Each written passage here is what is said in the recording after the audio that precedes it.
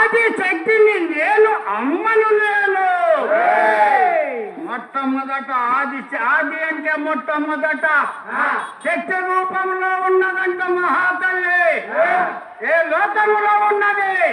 మణిమకుటం అనే లోకములో ఉన్నది. తన నివాసంగా ఏర్పరచుకున్న లోకం దివ్యమైన లోకం. ఆ లోకములో ఉందమ్మ ఈ తల్లి. మరి ఆ లోకములో ఉన్న తల్లి మొత్తమంతా ఈ జగత్తంతా ఆ తల్లిని దేవత అని వేడుకుంటున్నారంటమ్మా. ఆ తల్లిని మరి ఆ తల్లి దేవత అయితే మరి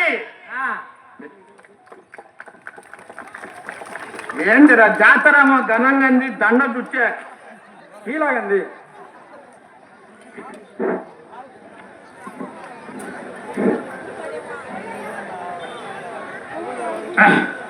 మరి ఆ తల్లి దేవత అయితే ఈయన చూస్తావా?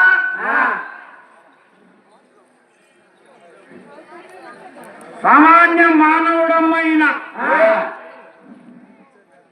సామాన్య మానవుడు అంటే కాటకోటేశ్వరుని వరాన, భోలాశంకరుని వరాన, ఆ గంగాధరుని వరాన,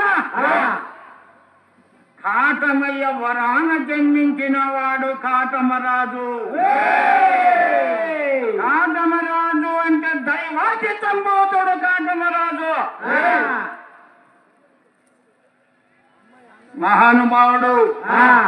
ఇలా తండ్రి ఉన్నాడమ్మా పెద్దిరాజు, తల్లి పెద్దమాదేవి. వివాహమై 15 సంవత్సరాలైంది, సంతానము లేదు ఇళ్ళ తల్లిదండ్రులకు.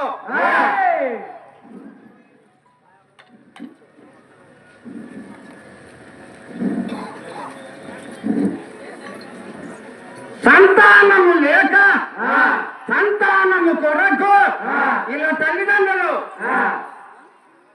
ఎక్కడి పోయినారు?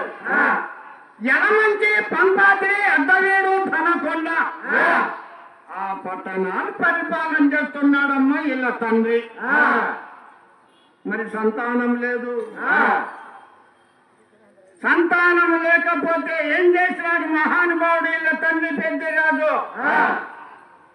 నైనా ఇక్కడ నీకు సంతానం లేదు, 60 ఆమడ కళ్యాణ పట్టణానికి పోతే అక్కడ భోలాశంకరుడు ఉన్నాడు, కాటకోటేశ్వరుడు ఉన్నాడు.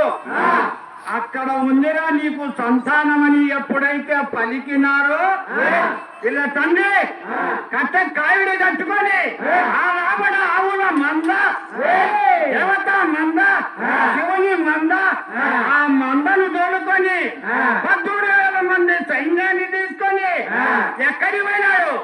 కళ్యాణ పట్టణానికి పోయినాడమ్మ ఇళ్ళ తల్లిదండ్రులు. ఎందుకు పోయినాడు?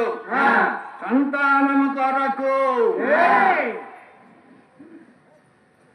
ఆ కళ్యాణ పట్టణములో 41 రోజు తల్లిదండ్రులు నోమరాని నోములు నోమినారంట.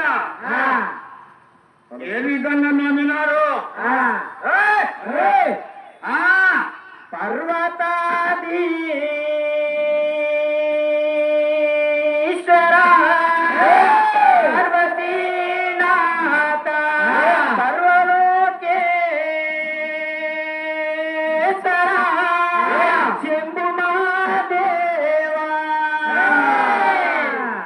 అని ఆ విధంగా ఇలా తల్లిదండ్రులు ఆ భోలా శంకరుని 41 రోజులు నోముతే ఆ నోములు ఫలించి ఆ భోలా శంకరుడు కరుణించి ఆ యొక్క శంకరుడి అవతారమే పరిమార్చి కాటమరాజుగా జన్మించినాడమ్మా ఈ బాలుడు. దైవాది సంబోధుడు కాటమరాజు. ఎప్పుడు ఈ పిల్లవాడు గడ్డనమన్నాడు, కళ్యాణ పట్టణం, కనకరేపల్లె పట్టణం, రాజువారి పట్టణం, దేవగిరి పట్టణం ఈ 4 కరపత్రములు కరువు కాటకములు లేకుండా నెలకు 3 వర్షాలు కురిసి ఎగురెత్తి 2వ ఫలం ఫలించి ధనము ధాన్యము శ్రీ సంపద మస్తుగా ఓలలాడింది. ఎక్కడ? కళ్యాణ పట్టణం. ఎప్పుడు ఈ బాలుడు జన్మించినాడో ఓలలాడింది కళ్యాణ పట్టణం. మహానుభావుడు ఎంతంగా పెంచంగా 7 ఏళ్ల బాలకుడు కాటమరాజు.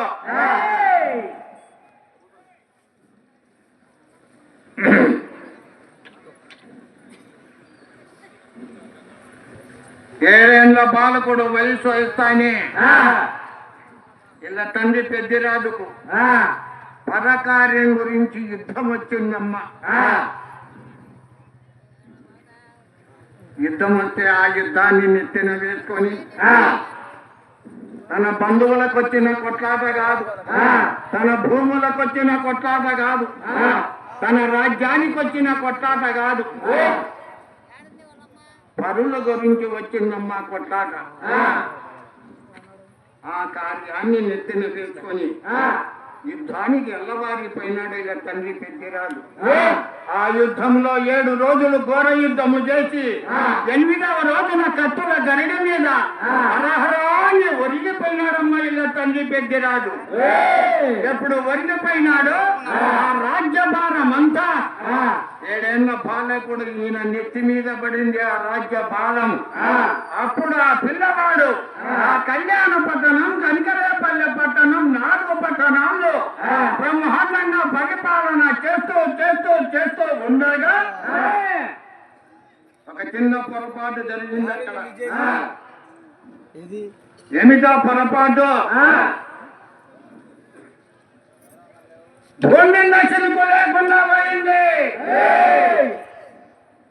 ఎప్పుడు భూమి నశనకు లేకుండా పోయిందో కరువు చామ్రంలో వచ్చింది కళ్యాణ పట్టణం. కరువు చామ్రం చూస్తే కాటమరాజు ఆ రామడ మందండి ఆవుల మంద కుదిరితే ఆ రామడ చాలా చెదరగా లేచినాయా 12 ఆమడ మంద ఆవుల మంద. అటువంటి దేవత మంద శివుని మంద. ఆ మందను మేపుతున్నాడు మహానుభావుడు కాటమరాజు. ఆ గోపాల రక్షకుండు గోపాలకుండు రవితేజ యాదవ రాజశేఖరుడైన రఘురాముని వంటి వాడు ఈ రాజాదిరాజ రాజ కాటమరాజు. ఎప్పుడు కరువు వచ్చిందో, ఎప్పుడు చామరం వచ్చిందో అప్పుడు అనుకున్నాడు మా కాటమరాజు, ఏమిరా నా గ్రామంలో చామరం రావడమా, నా పట్టణానికి ఎరువు రావడమా? కరువు అనేది ఎన్నడే గాని వినలేదే, చెవి చూడలేదే, అయినా ఎందుకు వచ్చింది? ఏమిటి నా లోపం? నా బట్టలో ఏమైనా లోపమా? నా దానంలో ఏమైనా లోపమా? నా ధర్మంలో ఏమైనా లోపమా అని అనుమానం వచ్చి ఆ భోలా శంకరుని గురించి ఇంటికాల మీద తపస్సు మొదలు పెట్టారమ్మా కాటమరాజు. పర్వతాది